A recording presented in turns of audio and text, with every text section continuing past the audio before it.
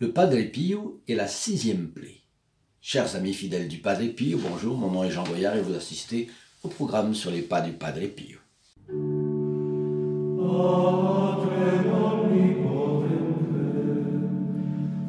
Nous nous retrouvons aujourd'hui sous la férule de notre bon Padre Pio et je commence par saluer les premiers visiteurs de ce programme en leur disant qu'il y a quelque chose spécialement pour eux ici dans la description de la vidéo, et qui est un petit bouton rectangulaire rouge, s'abonner. Veuillez cliquer sur ce bouton, une clochette apparaît, actionnez la clochette et ainsi vous recevrez les dernières actualisations de notre programme. Donc nous avons aujourd'hui une chose assez intéressante qui a un rapport avec notre Seigneur Jésus-Christ directement. Vous savez que pendant son chemin de croix, notre Seigneur Jésus-Christ a souffert terriblement. La tradition a immortalisé ces 5 plaies, les 2 pieds, les 2 mains et le côté. Le côté qui a été la lance du Romain Longinus qui a percé le côté de notre Seigneur, de côté droit, en allant jusqu'au cœur. Et puis les autres, c'est bien sûr les clous, les traces des clous dans les mains et dans les pieds, et qui étaient extrêmement douloureuses, étant donné que les mains, comme vous le savez, et les pieds sont les extrémités nerveuses, c'est extrêmement douloureux. Alors, ces plaies représentent le sommet de l'amour de Jésus-Christ pour nous, au point de ne refuser aucun sacrifice, aucune espèce de sacrifice pour permettre notre salut. Comme dit saint Paul dans sa première lettre aux Corinthiens, j'ai noté chapitre 1, verset 23, pour ceux qui veulent s'y reporter. Saint Paul disait, nous prêchons le Christ crucifié. Nous prêchons le Christ crucifié. Mais on connaît beaucoup moins une 6e plaie de Jésus. Cette plaie était à l'épaule. C'est la plaie imprimée sur son corps par la lourde croix de bois brut et rustique.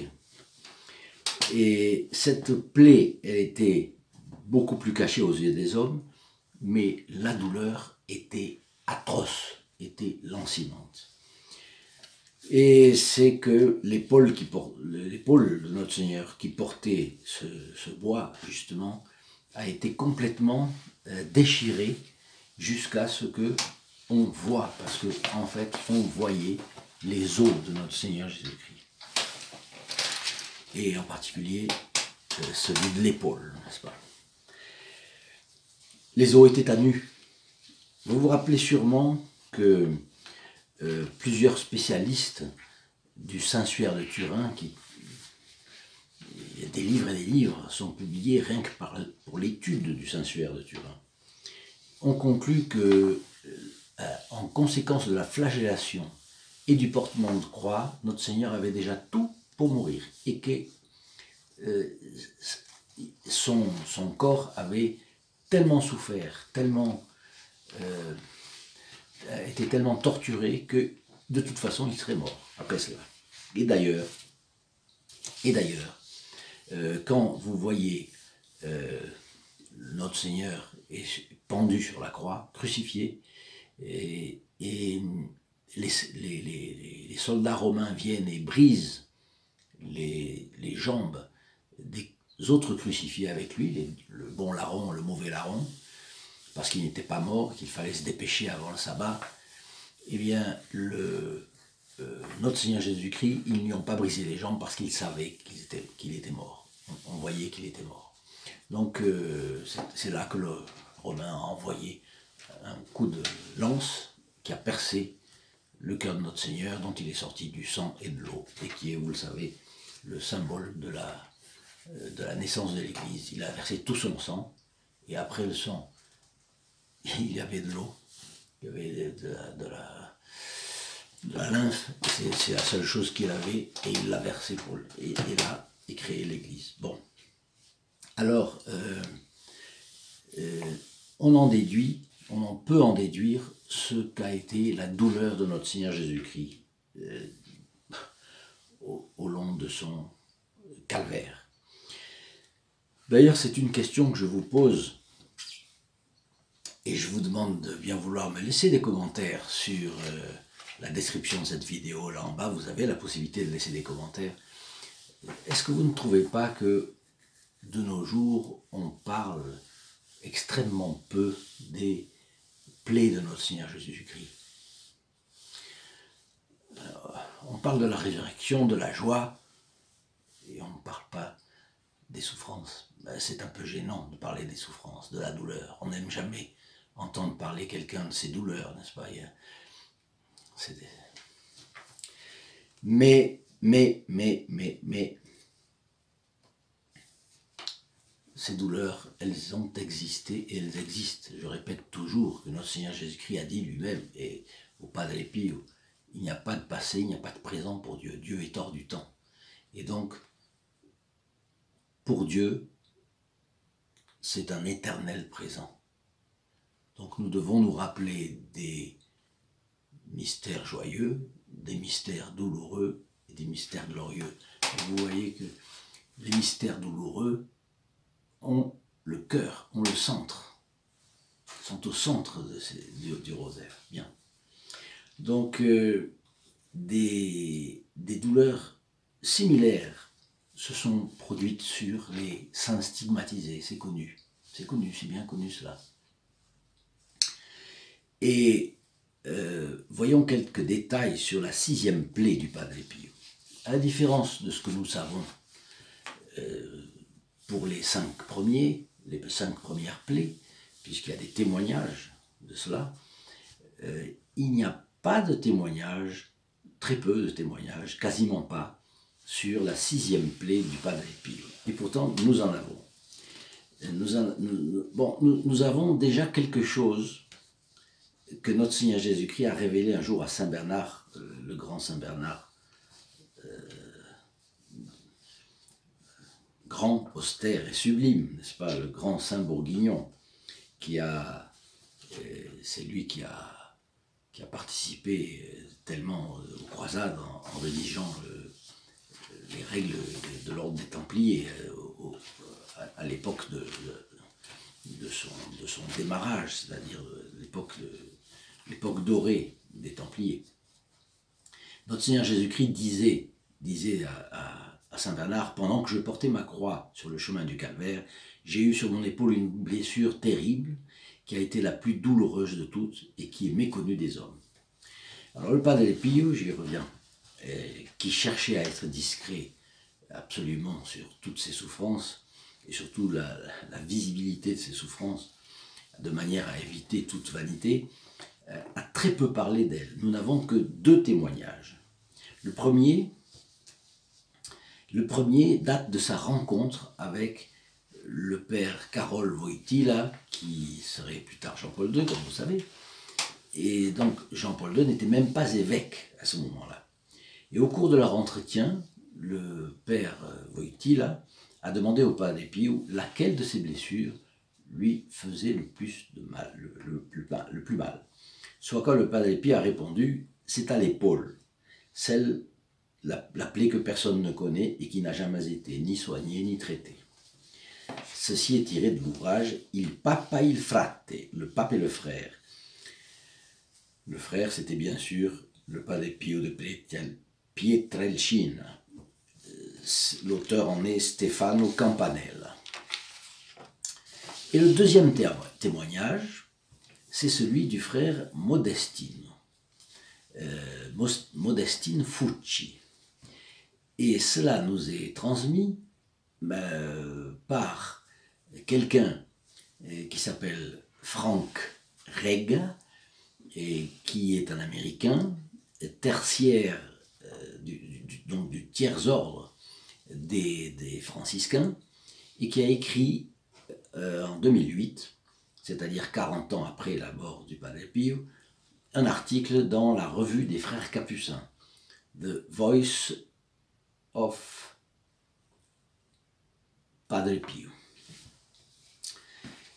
Voilà ce qu'il dit. Un jour, le Padre Pio confia au frère Modestino Fucci que ses douleurs les plus vives lui venaient quand il devait changer sa chemise de laine, celle qu'il portait sous l'habit de capucin. Le frère Modestine pensa normalement, bien sûr, qu'il s'agissait de la plaie au côté. Mais le 4 mai 1971, donc 3 ans après la mort du Padre Pio, le frère Modestine a été désigné par son supérieur pour faire l'inventaire de tout ce qui se trouvait dans la cellule du Padre Pio et de tous les documents qui lui appartenaient et se trouvaient dans ses archives. Et ce jour-là, il a découvert qu'une de ses chemises de laine avait des caillots de sang à la hauteur de l'épaule droite. Et c'était plein de caillots.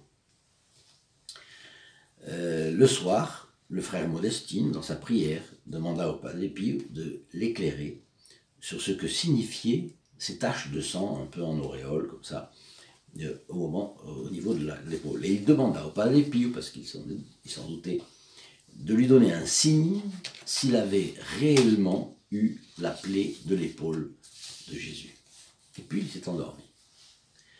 À 1h du matin, il s'est réveillé sous le coup d'une formidable douleur à l'épaule, comme s'il avait été transpercé par un coup de couteau qui serait allé de l'épaule jusqu'à la clavicule. Il a témoigné qu'il en serait mort si la douleur avait duré, mais elle est partie aussi vite qu'elle était arrivée. Mais aussitôt après, il était réveillé, il n'allait pas se rendormir si facilement. La pièce s'est remplie de l'arôme d'un parfum céleste de fleurs, signe de la présence du Padre Pio. Et il a entendu comme une voix qui lui disait « C'est ce que j'ai souffert ». Donc, nous avons là un témoignage qui n'est pas suspect de la fabulation.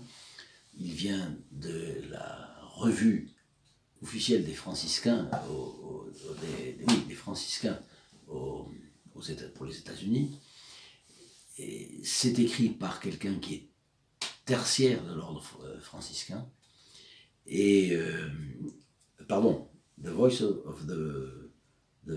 of the Padre Pio est la revue des Capucins pour les États-Unis, et écrit par un homme qui est tertiaire de l'ordre franciscain. Et cela montre une chose, c'est qu'il y a des douleurs, non seulement lancinantes, non seulement atroces, mais absolument terribles, dilacérantes. Eh bien, ces douleurs, le Padre Pio en avait hérité. Il avait eu ce trésor du bon Dieu d'avoir une capacité de souffrance énorme que le frère Modestine était loin d'avoir, puisqu'il en serait mort. Le Padre Pio a souffert ces stigmates pendant 50 ans. Nous ne sommes pas capables, bien entendu, de souffrir cela. Et ce que nous pouvons faire, par contre, c'est faire connaître le Padre Pio. Et faire connaître cet ensemble très complexe chez un homme qui nous semble sorti tout droit du Moyen-Âge, une époque où on croyait au miracle. Mais là, le Padre Pio nous force à y croire, au miracle.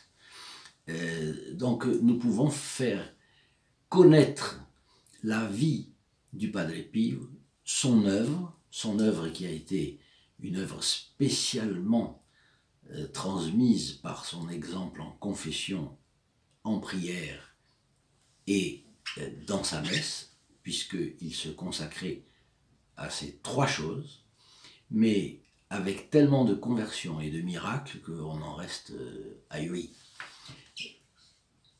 Le Padre Pio a été déclaré par les papes qui l'ont béatifié et canonisé, par Jean-Paul II, etc., comme étant le modèle du prêtre au XXIe siècle. Donc, nous avons là un modèle de prêtre à une époque où, justement, certainement, les prêtres ont besoin de modèles. Et nous avons avec notre ordinateur et quelques clics la possibilité de faire cela en grand et même, je dirais, en très grand. Voulez-vous nous accompagner sur ce chemin? Nous irons. Nous irons jusqu'au bout. Évidemment, ça prendra plus ou moins de temps et ça dépend de vous. C'est donc dans vos mains. Je vous demande donc de bien vouloir mettre votre like à cette vidéo, de cliquer sur le carré abonné, d'actionner la clochette qui s'ensuit, de partager et encore partager nos vidéos, d'aller enfin sur le site www.saintpadrepiu.fr. Dans le bas de cette description de la vidéo que maintenant vous connaissez parce que je vous en parle à chaque fois, vous pouvez là, d'un côté, laisser vos intentions de messe pour la messe du prochain vendredi, qui sera célébrée donc dans vos intentions. Et puis, vous pouvez regarder nos vidéos passées sur divers sujets, et toujours en liaison avec le Padre Pio, et enfin voir si le groupe des protégés du Padre Pio peut vous intéresser et peut vous, enfin si vous pouvez donner un coup de pouce, je dirais même un petit pas de plus, un petit pas supplémentaire dans la direction de l'extension de notre apostolat. Je vous souhaite une bonne journée, une bonne semaine, et je vous dis à très bientôt, toujours sous la protection du Padre Pio. Au revoir. In nome del Padre, del Figliolo e dello Spirito Santo, e così sia. Sia lodato Gesù e Maria, e